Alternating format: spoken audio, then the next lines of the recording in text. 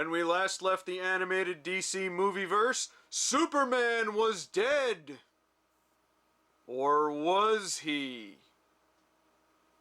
Spoilers, he was not. So Reign of the Supermen is the next movie in the animated DC movieverse, and the direct follow-up to The Death of Superman, the movie that I reviewed last time. Now, I should mention that unlike with the Death of Superman comic, which I still was pretty familiar with and knew quite a bit about, these characters, I believe, each had their own big story arc and their own separate stories, because I know there was several volumes involving each of these characters. Unfortunately, I never got to read a lot of that, so some of my knowledge of these guys is a bit limited, admittedly. I do remember a few things from, when I was doing research, and I do know a couple of things in this movie did change from the original story, and I think it's mostly to fit with the animated movieverse that DC's created here. So, as my usual disclaimer, I'm mostly going to be taking this at face value. So the movie takes place about 6 months after Superman's fight with Doomsday, and everyone is trying to adjust to a world without Superman.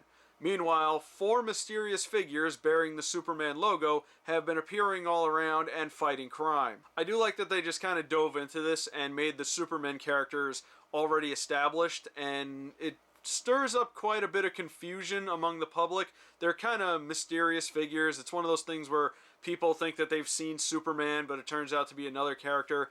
And I do believe that was a major point in the original story arcs. The Supermen are John Henry Irons, aka Steel, who we saw in the previous movie and established that Superman once saved him, and he decided to pay tribute to the Man of Steel by becoming his own superhero and bearing the Superman logo. There's Superboy, who is a clone of Superman created by Lex Luthor as a PR move, so he can take full credit for protecting Metropolis while Superman is gone. You know, it's funny, wasn't his name in the comic like the Metropolis Kid or something like that? They never call him that in this movie.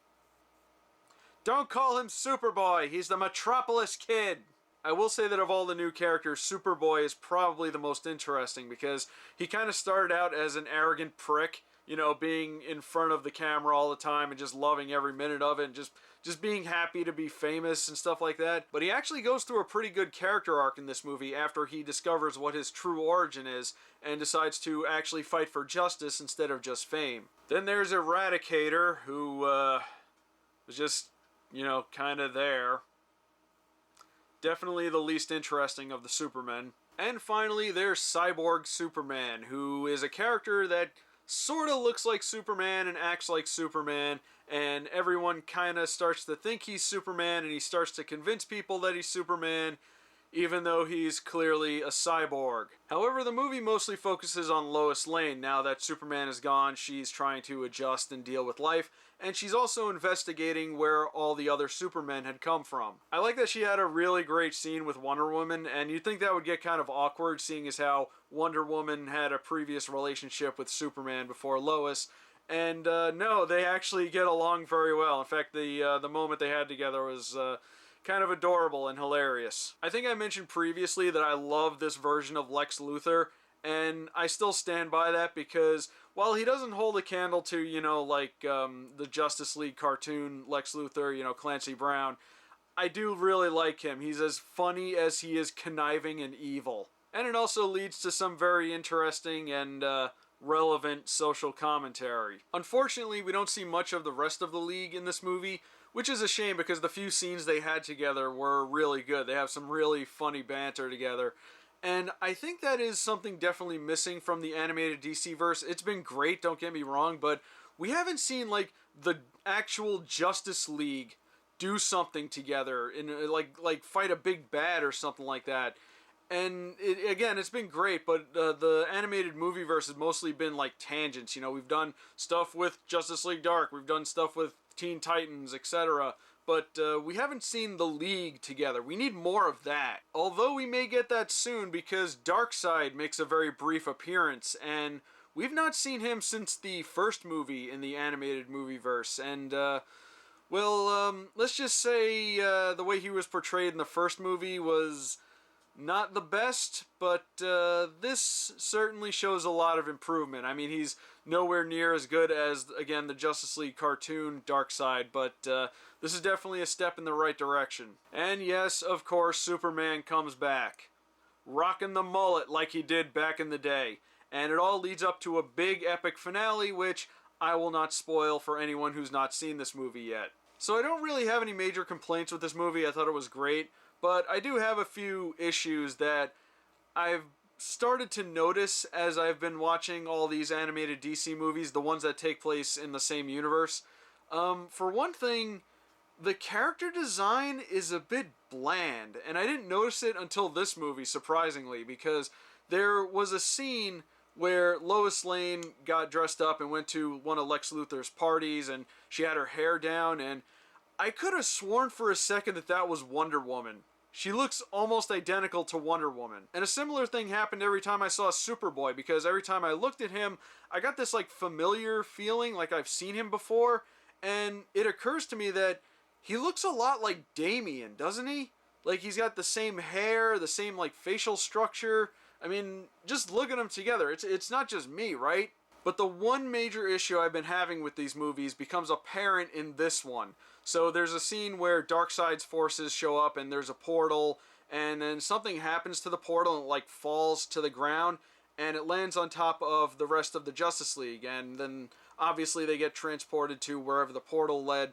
But everyone else in the world was like, you know, they died, you know, they thought they had died, and people were like, who's gonna protect the world now that there's no Justice League? And I'm like, what do you mean who's gonna protect the world? What about the Teen Titans? They had like 2 or 3 movies. What about the Justice League Dark? They were a big deal when they came out. What about like Aquaman? I mean, he was in what 1 or 2 movies? Didn't we also establish Jon Stewart in at least one of these? And what about Shazam? Where's he been? We only saw him in like the first 2 movies, and we never saw him again. He's got a live action movie coming up, and you think they'd put him in this movie to, you know, create a little bit of buzz for that movie. And, you know, that's the issue I'm having. It's like, I find it great that we have this, you know, big animated movie verse, and they're actually, you know, doing stuff with other characters besides Batman and Superman, ironically in a Superman movie. But still, they keep establishing characters throughout this continuity, and then they just don't do anything with them. And it's kind of a shame and a waste, really. And it makes me wonder, you know, when's the next time we're going to see some of these characters that they introduced? I'm pretty sure we're not going to see Steel or Superboy for some time, if at all. That being said, this movie was still really good, and it was something different and something we haven't really seen in animated form. And I think they did a really good job integrating it into the continuity of the animated movieverse. Oh, and just so you know, there is an after-credits scene. Now, again, I'm not going to do any spoilers, but all I have to say about the after-credits scene is... what? I don't think I've seen this happen before. Should be very interesting in the future movies that they're planning. I do know a couple of them that are planning to come out, and talking about one might be a bit of a spoiler. I do know they are working on some more Batman movies. I know the next one, I think, is it's based on Hush or something like that. And yes, I do know about the animated movie that crosses Batman with the Ninja Turtles. I'm really looking forward to that one, and I can't wait for that to come out. But that's all I got for Reign of the Supermen. Leave a comment below and let me know what you thought of it. My name is Rob, and have a wonderful day.